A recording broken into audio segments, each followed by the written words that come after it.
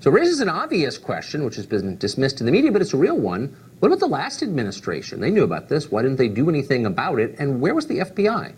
Piers Morgan is the host of Good Morning Britain. He's editor-at-large for DailyMail.com, and we're happy to have him join us tonight. So, Piers, you're obviously looking at this from a foreign vantage, and you think of the FBI as this kind of storied law enforcement organization that always gets its man.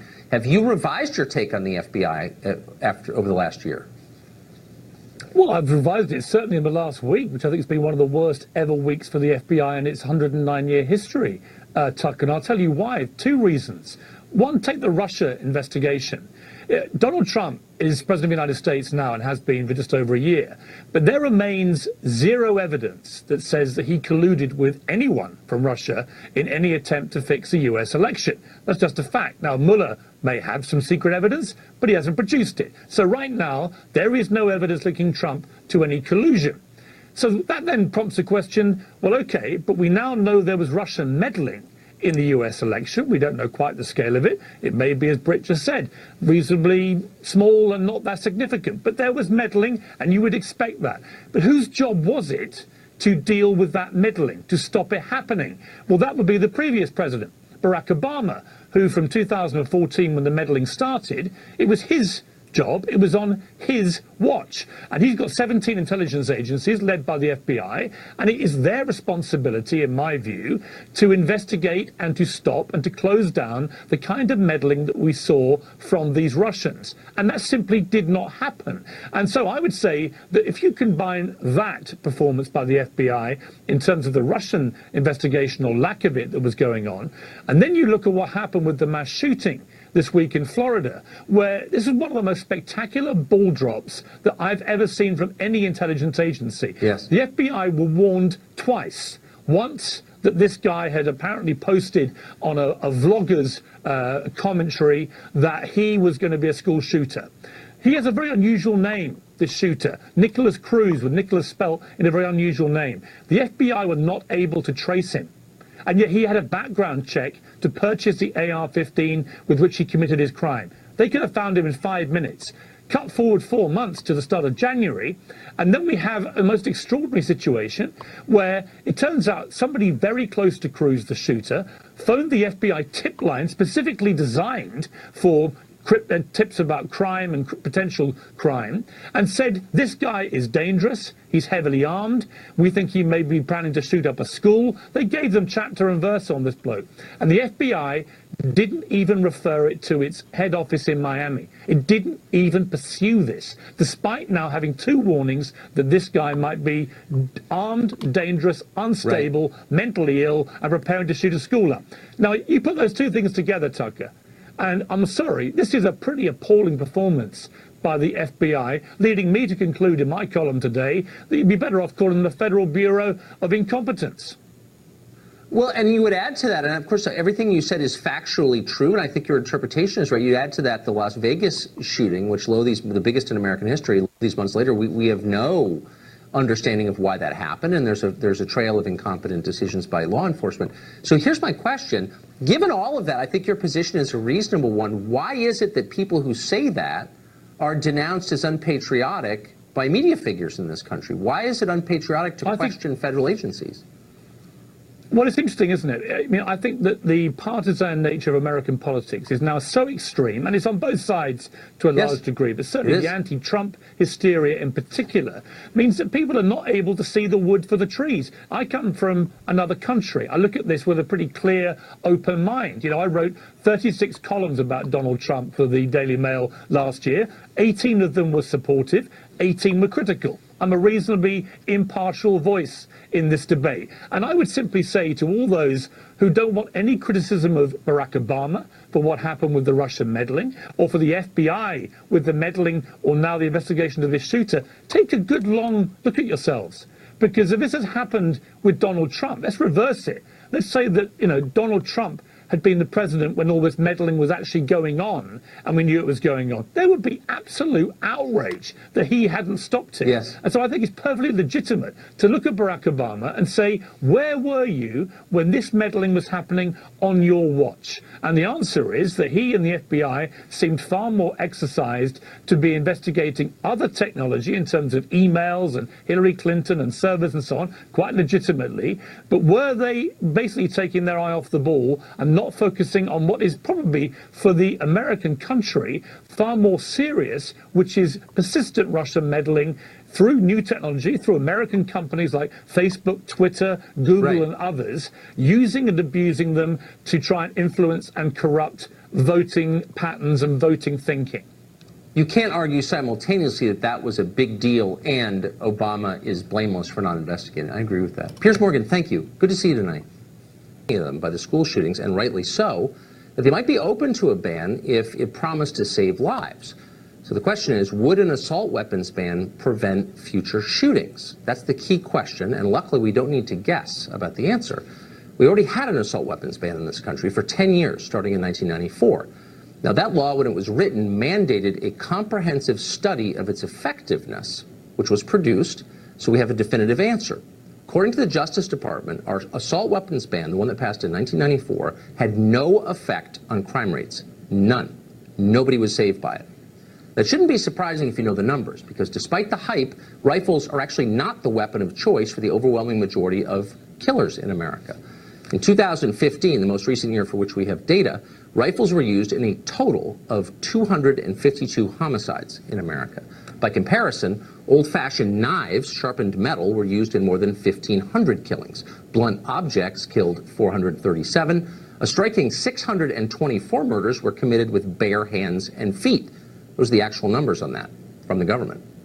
So the science is in on this, and it's conclusive. And yet the very people who tell you they still believe in science, and you don't care about the science in this case. They're still trying to ban AR-15s. A new piece of legislation called the Assault Weapons Ban of 2017, introduced last year by several Democratic senators, would outlaw the manufacture, the sale, or transfer of more than 200 different, quote, military-style assault weapons. What's a military-style assault weapon? Well, according to the law, it's any weapon that has features like a detachable magazine, a pistol grip, a forward grip, a folding stock, or the infamous barrel shroud, presumably named because its purpose is shrouded in mystery for the people who propose banning it. They have no idea what it is. Most of these are cosmetic features, by the way. They don't make firearms more deadly. They just make them look more scary, and that's enough. Let's stop pretending. None of this nonsense would reduce mass killings, no matter what they're telling you. The people pushing it don't even believe it would have that effect. And they'll admit that if you ask them, because it's impossible to deny it. Again, the numbers are in.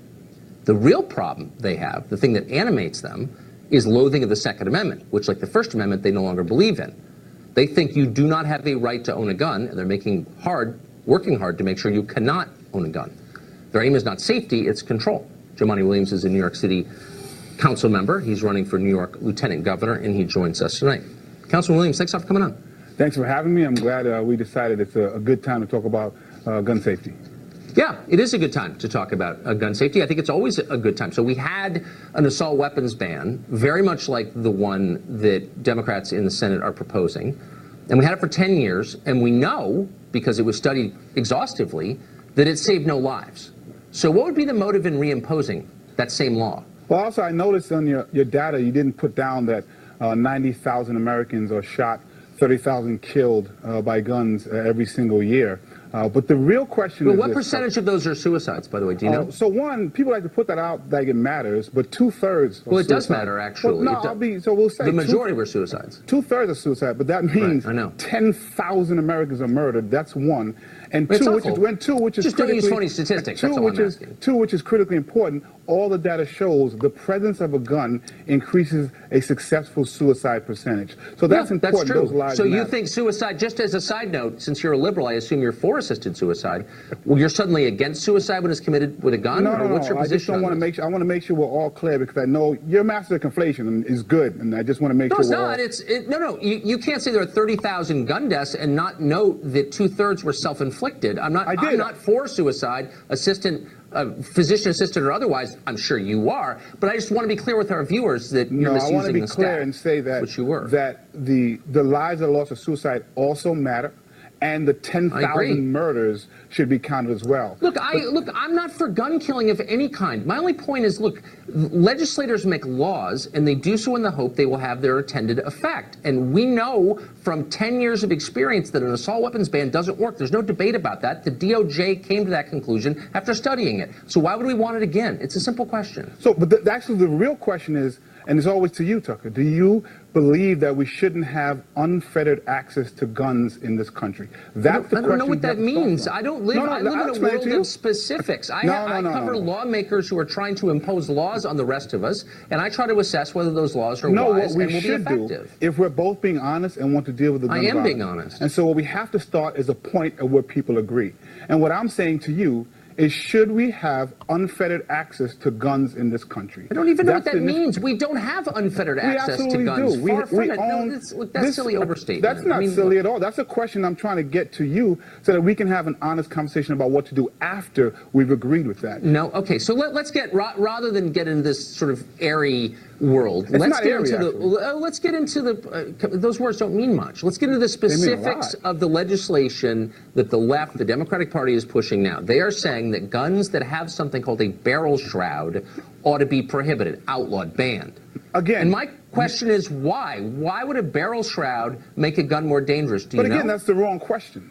The question Why is it the wrong question? I'm responding to a proposal that you support. Unfettered access to guns. That is what the question is. And what you do successfully, and it works, because you give people red meat, and the fans like it. I'm responding. It's not about the fans or red meat. I'm responding to an actual piece of proposed legislation in the U.S. Congress proposed by your allies in the Democratic Party, and I'm asking you about the details of that legislation. It would propose banning guns that have pistol grips and barrel shrouds and bayonet lugs. Have there been a lot of mass killings with bayonets? What is this? What you do well is focus on something, and I'll tell you something focus else. on facts, right. Yeah, but I want to focus on the real question, and you refuse to answer it, is whether or not this country should have unfettered access to guns. And well, but the answer, needless to say, is no. We don't allow 9-year-olds to have guns. Thank you very much for that. They're not currently allowed to have guns, nor have they ever been allowed. That's a critically important answer. But it's not because there's no disagreement. No, it is. Then the question is, what should we do? Because when you look at something like a car that was made just to transport people